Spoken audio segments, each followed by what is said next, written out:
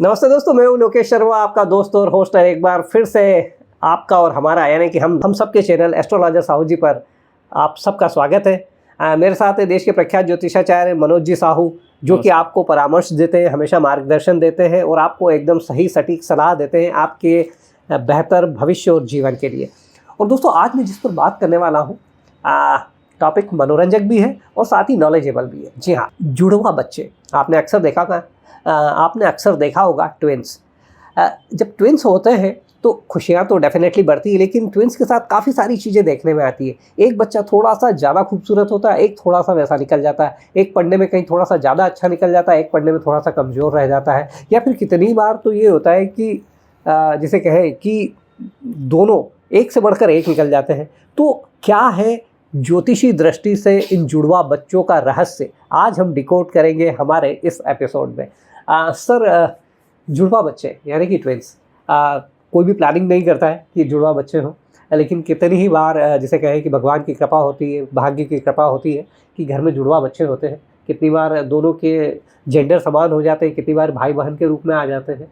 तो इसे ज्योतिषी दृष्टि से किस तरह से समझा जा सकता है? बहुत बहुत धन्यवाद लोकेश जी, और सभी का धन्यवाद। आज का बहुत महत्वपूर्ण टॉपिक है। हर किसी के मन में भी ऐसे प्रश्न होते हैं कि जुड़वा बच्चे एक ही समय पे एक ही कोख से जन्म लिए, फिर भी उनका भविष्य अलग अलग कैसे हो जाता है। जी। और कुछ लोग इस तरीके से भी प्रश्न करते हैं कि जुड़वा बच्चों का आप कैसे प्रेडिक्शन करोगे, उसको लाभ किस दृष्टिकोण से देखोगे, किसकी आयु क्या है, किसकी हेल्थ कैसी है।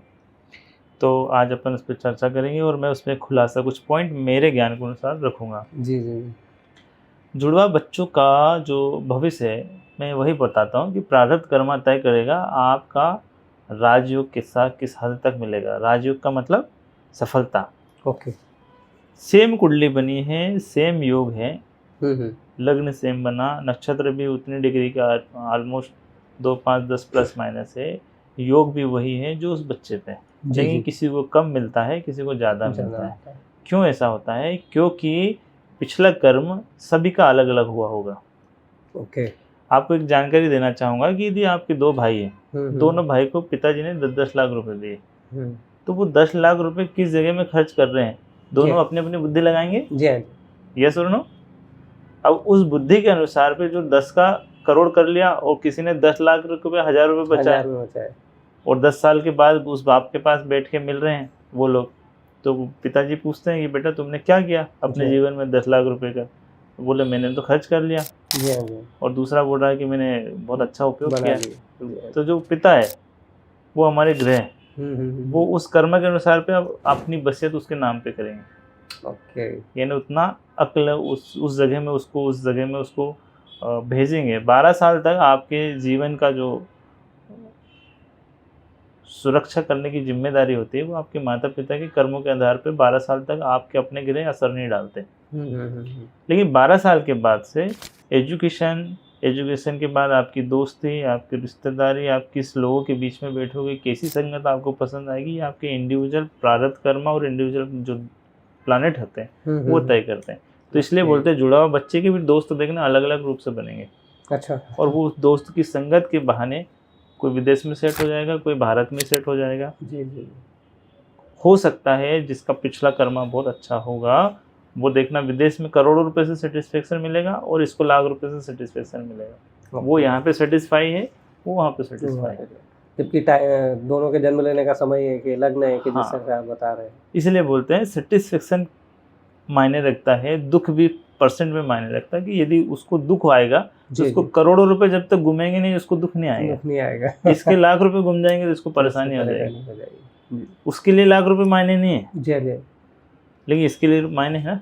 तो दुख का परसेंट मायने रखता है। ओके। सर, अब चूंकि आपने कहा कि दोनों के लग्न एक, दोनों का समय एक, थोड़ा सा कुछ चंद सेकंड का अंतर हो जाता है जी, तो फिर इनका जो भाग्य है वो किस तरह से चेंज हो जाता है? रीजन चेंज होता है। देखो हमारे इसमें कहावत है, हम जब ज्योतिष गणना में करते हैं ना, तो हम लोग पहले कौन आया, मतलब जब उनको निकाला जाता है ना, श्वास पहले किसने ली, भाई जो पहले निकलेगा उसने पहले श्वास ली। क्योंकि हमारे यहाँ इसमें चलता है नक्षत्र लॉर्ड, जो उप नक्षत्र, मेन नक्षत्र, इसमें डिग्रियाँ चेंज होती है।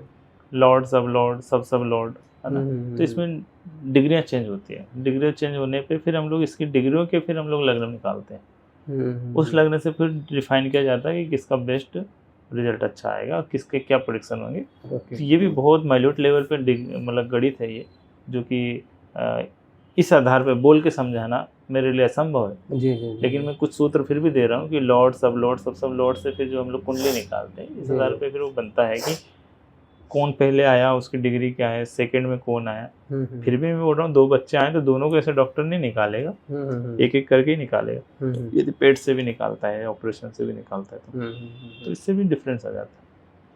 सर वैज्ञानिक दृष्टि से तो समझा जा सकता है कि ट्विंस क्यों होते हैं, क्या ज्योतिषी दृष्टि से भी समझा जा सकता है कि किसी जातक की कुंडली में ट्विंस के योग है? बहुत अच्छा प्रश्न किया है, लेकिन बहुत रेयर कुंडली होती है, होती तो जरूर है। जैसे वही शर्त बात यही ना यार, जातक की जो डेट ऑफ बर्थ है, टाइम है, वो एग्जैक्ट देना चाह रहा है कि नहीं देना चाह रहा है, या देना चाह रहा है लेकिन वो दिया है या नहीं दिया है ये भी नहीं पता होता। लेकिन आज तक मेरे साथ ऐसा नहीं हुआ कि मैंने ऐसा प्रेडिक्ट किया है कि उसके ट्विंस हुए हो, इसलिए मैं असमर्थ हूँ ये बोलने में। ना तो आज तक कोई ज्योतिष गणना ऐसी निकली है, जहाँ तक मैंने अध्ययन किया है किसी ने ऐसी गणना नहीं करी कि ट्विंस में ये अध्ययन किया जाएगा, या किसी के 3 बच्चे हुए तो ये अध्ययन किया हो, इस योग से निकले होंगे, ऐसा नहीं हो सकता। तो आज तक गणना तो ऐसी नहीं हुई। इतना जरूर पता है कि संतान 1 होगी, 2 होगी, 3 होगी, तीनों एक साथ होगी, ये गणना का आज तक किसी ने नहीं की। और इसी के साथ ये कि क्या जो ट्विंस जो होते हैं, तो क्या उन ट्विंस की कुंडली से सारी चीज़ें प्रिडिक्ट की जा सकती कि इन्हें किस तरह की बीमारियां हो सकती, किस तरह से इनका करियर या ये सारी चीज़ें?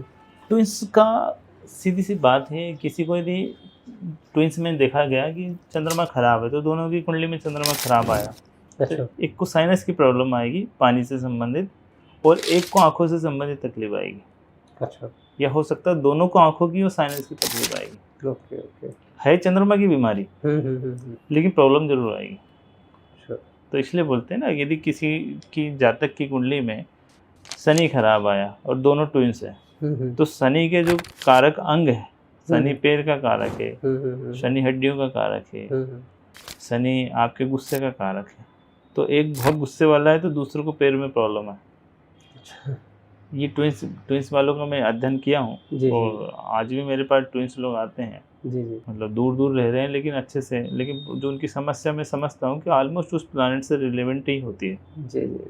तो होता जरूर, मतलब वही ग्रह आपको मारेगा जरूर, तकलीफ देगा, तो तकलीफ उसी के इर्द गिर्द जो उसके पास अधिकार है, उसी के अधिकार के अनुसार होते हैं। सर एक थोड़ा सा मैं कहानियों में जाना चाहूँ, फिल्मों में देखते हैं कि जैसे ट्विंस दिखाते हैं कि यदि किसी एक ट्विंस को मार पड़ रही है, जुड़वा है ना, तो मालूम पड़ा कि दूसरा ट्विंस कहीं दूर है, लेकिन उसको भी ऐसा लग रहा है कि मुझे मारा जा रहा है। हाँ जी, सलमान खान का आपने बिल्कुल सही कहा, लेकिन ऐसा एक्चुअल में नहीं होता। ऐसा एक्चुअल में नहीं होता है। हाँ, ये सही बात है कि यदि उसकी तबीयत खराब हुई, तो दूसरे की तबीयत खराब ऑलमोस्ट होना है, कुछ दिनों के अंदर में हो जाएगी।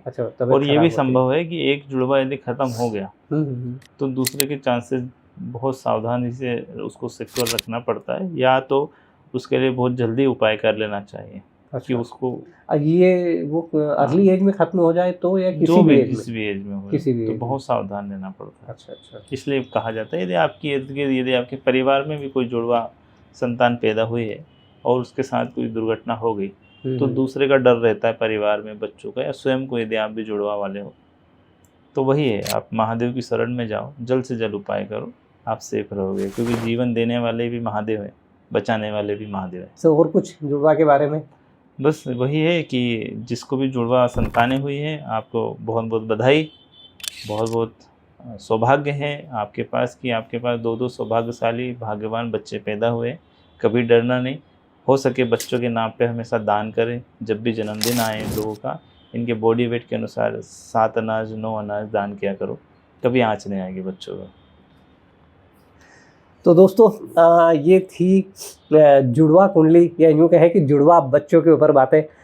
उम्मीद करता हूँ कि हमारा एपिसोड आपको पसंद आया होगा। हमारा एपिसोड आपको पसंद आया हो तो प्लीज़ इसे लाइक और शेयर कर लीजिएगा। और यदि अभी तक आप हमारे चैनल एस्ट्रोलॉजर साहू जी पर नए हैं और अभी तक आपने इसे सब्सक्राइब नहीं किया तो प्लीज़ इसे सब्सक्राइब कर लीजिए, क्योंकि इसी तरह के नॉलेजेबल वीडियोस यहाँ पर लगातार आते रहते हैं। चलता हूँ, जल्दी मिलता हूँ आपसे फिर किसी नए एपिसोड के साथ। तब तक के लिए जय श्री कृष्णा, राधे राधे, नमस्कार।